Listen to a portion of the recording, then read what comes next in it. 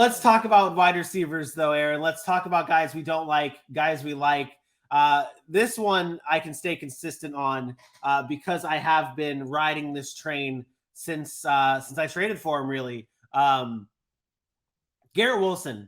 I'd like to go inside the matchup for Garrett Wilson this week and talk about how much I love his matchup against the Minnesota Vikings, who are allowing the 26th most the fifth most fantasy points to the opposing wide receivers.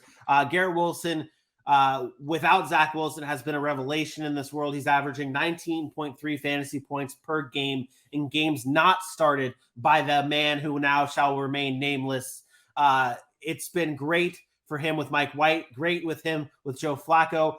Since week 6, 8 receivers have scored at least 17 fantasy points against the Minnesota Vikings with 6 touchdowns over that span. Garrett Wilson had 2 touchdowns last week with Mike White. He's going to continue to be heavily targeted with the target share going up and up with Mike White. 24% without Mike White, 29% target share with Mike White. Saw 8 targets last week. No other pass catcher on the Jets even sniffed 8 targets. No other pass catcher on the Jets even had more than 3 targets last week.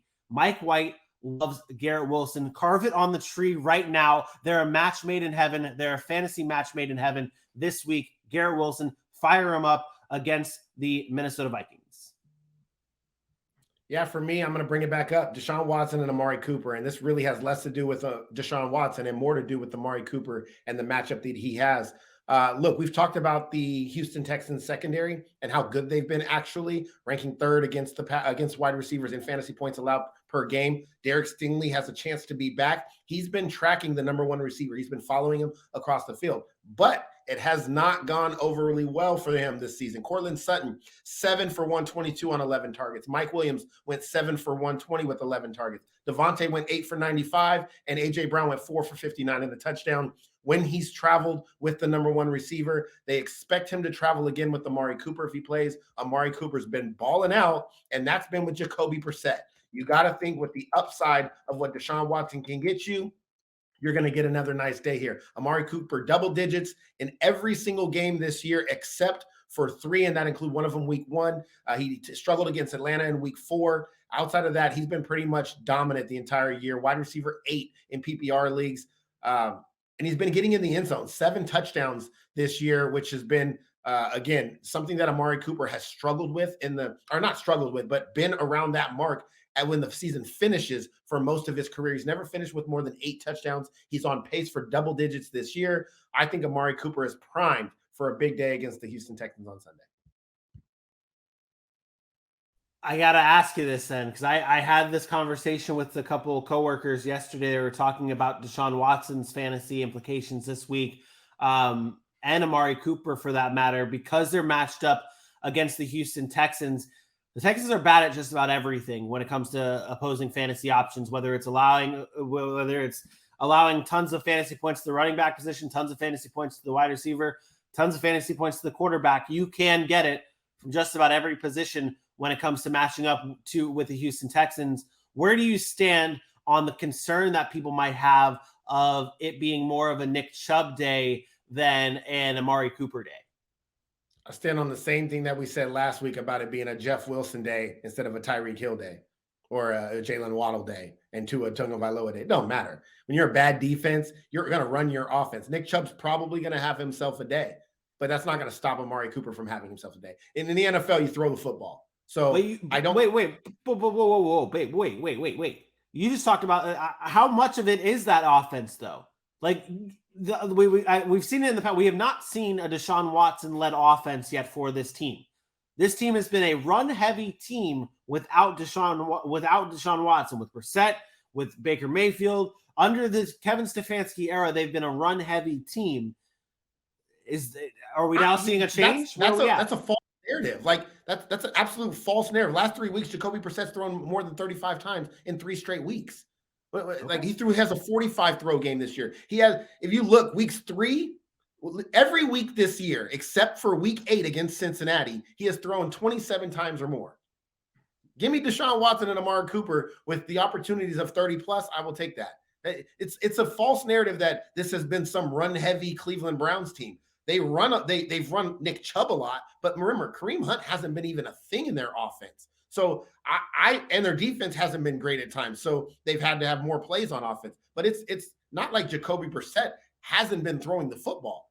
He's had multiple games. Only 3 times this season has he not thrown 30 times in a game. 3 times. So you give me Deshaun Watson for 30 throws a game, Amari Cooper getting about 10 of those targets. I'm taking a big day for Amari Cooper. Okay, that's where I wanted to get it, because I've been hearing a lot of slander coming out about not slander like a disrespectful slander, but like a lot of concerns and people thinking about Deshaun Watson Amari Cooper not having a big day because it being a more of a Nick Chubb day because of the style that we have been known. Let's remember why they got Deshaun Watson. They didn't get Deshaun Watson to be a running football team. This is what I said to play. This is what I said last night. I have coworkers, and I'm going to show them this video. We're going to clip this video. I'm going to show them tonight about this conversation about where we sit on this, because they were talking about how the concern is there. But I'm like, you don't go out and spend that much money. You don't go out and trade that much capital to get Deshaun Watson, not to change your system, not to alter it enough to where you're throwing it much more than you're passing it. You just don't do it. And I mean, it remains to be seen whether or not that happens. But it will be a travesty. It will be a travesty if this offense doesn't change. Kevin Stefanski deserves to be fired if this offense does not change. Kevin Stefanski is. Kevin Stefanski came from Minnesota with Kirk Cousins, who, despite was a run-first team, Kirk Cousins was a top 12 fantasy quarterback every single season. We just didn't like him. And now you bring in a talent that's, I'm sorry, Kirk Cousins, no disrespect. You like that. Deshaun Watson is here and Kirk Cousins is here on the talent scale. The only concern or anybody that wants to throw shade on this week as far as Deshaun Watson is he hasn't played football in 2 years and how rusty he's going to be. And I'm okay. If you want to make that argument, I am okay with you saying, I don't think he's going to do well because of the rust and him, maybe some of the things that are going on. Perfectly okay with you feeling that way. But to say he's not going to throw it or he's not going to get the opportunity to throw is asinine, because it's Deshaun Watson. He loves to go downfield. He has weapons to do it. And that's exactly what they paid him $230 million guaranteed to do. And they're not in a position where they can go elsewhere because they haven't been winning. So sign me up for Amari Cooper. He's been balling with Jacoby Brissett. There's no reason why he can't ball with Deshaun Watson. I agree. I agree. That's why I traded for him and then ended up trading him away. But I love Amari Cooper rest of season with Deshaun Watson. A player I don't like the matchup for this week. I'm going back to that same game with the Jets-Vikings, but I'm going on the Vikings side of things. I'm going with Adam Thielen. Obviously, the Jets had one of the best secondaries this season. They're the 4th toughest defense against the wide receivers this year.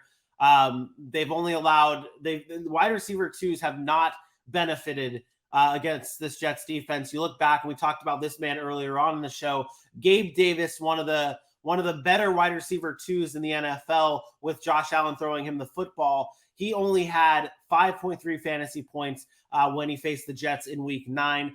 I see more of the same when it comes to Adam Thielen this week. Adam Thielen has averaged just 9.3 fantasy points when he doesn't score a touchdown. He's more on the side of that touchdown dependent wide receiver. And when you look at it deeper, he's scored a touchdown. Last week, he scored a touchdown for the first time since week 6. Leading up to that, he was wide receiver 38 when he didn't have those touchdown games. So in that scoreless span, he was wide receiver 38, matched up against a tough Jets secondary here, 4th toughest in the NFL against opposing fantasy wide receivers. It's going to be a tough day for Adam Thielen. Maybe a little bit heavier on a Justin Jefferson type of day. You need your big players to step up for you in this big time matchup. You're going to see a lot of Justin Jefferson and Sauce Gardner. You're going to see a lot of DJ Reed and Adam Thielen. Give me DJ Reed over Adam Thielen. I think you have a tighter day for Adam Thielen here against the Jets. I do not like this matchup for him. If I have any other options, I'm starting I'm starting those options over Adam Thielen. Wow. I agree. For me, this is going to come as a shock probably to most people. It's Deebo Samuel. And I know, top wide receiver last year, balled out.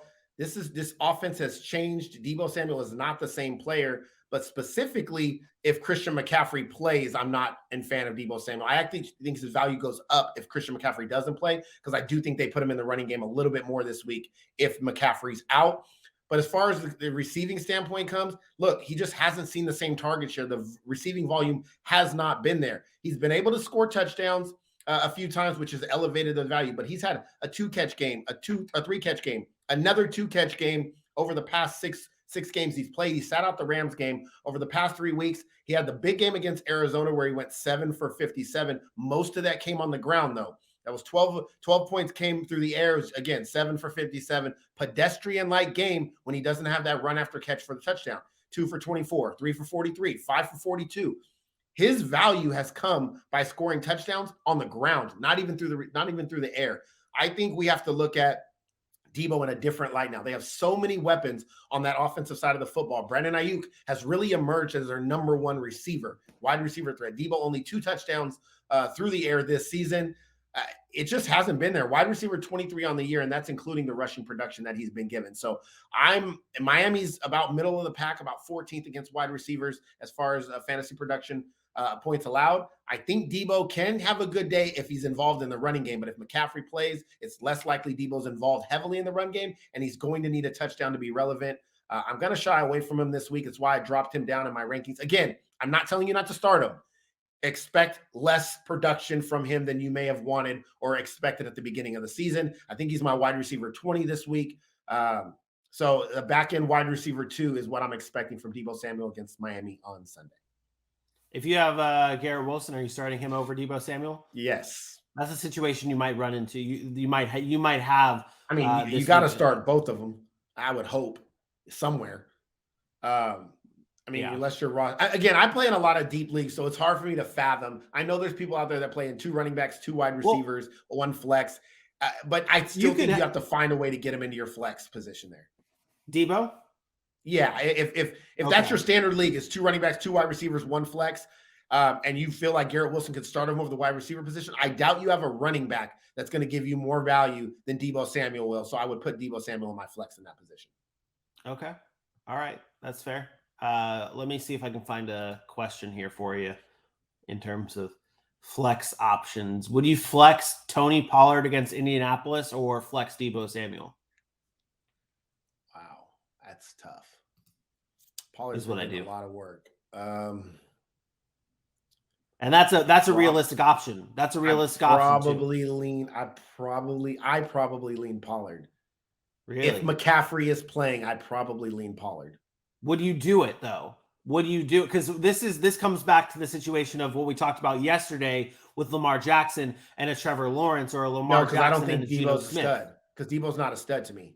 Okay. Deebo's not elite. That's the difference. Is Deebo Samuel had an elite season, but I've been saying this for 2 years. It's why I told you the 49ers shouldn't have really paid him. For real football, it makes sense. He's value to their team. But from fantasy football, Deebo Samuel's not an elite fantasy football player because he's really good at what he does, but the volume is not there. So he has to be special all the time, and I don't think he can do that. So I've never thought Deebo Samuel was an elite fantasy football option. So no, I don't think that's the similar conversation. I view him very much like Tony Pollard. They're both explosive, and they both need that big play in order for them to really have value.